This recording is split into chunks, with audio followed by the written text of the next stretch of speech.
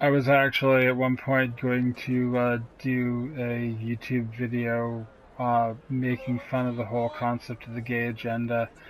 Um, do you know who the band Betty is? Um, well, okay, put it this way. When I first heard of Betty, it was because of a show in the mid 80s. I think it came out about the same time as Fraggle Rock on HBO called Encyclopedia.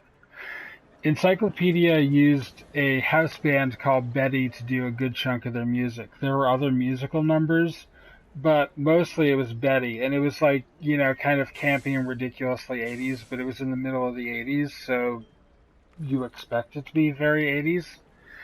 Um, so, yeah, I was a fan of their music at that point, and uh, like my dad actually ended up picking up a couple of CDs because I was like 9 years old at that point, and so like later on in life, I picked up those CDs, and then I found out they had other stuff out, more recent stuff, and then when I looked them up, I found out that they had been featured on the L Word, and so I went and I looked that up, and I found out that one of the women, there are two sisters in the band, Elizabeth Ziff and Amy Ziff, and I can't remember which one is which, but basically one, it's one of the ones who is a sister and not the third member of the band, basically.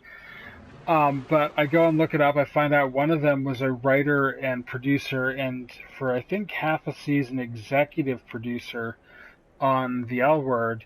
And, I look at it, and it's like one member of the band is bisexual, one member of the band is a lesbian. And then I also found out that one of the other guys from the show, Encyclopedia, was actually famous outside of Encyclopedia for being a drag queen. And I'm sitting here going, ha, the gay agenda is real and it's too late to do anything about it.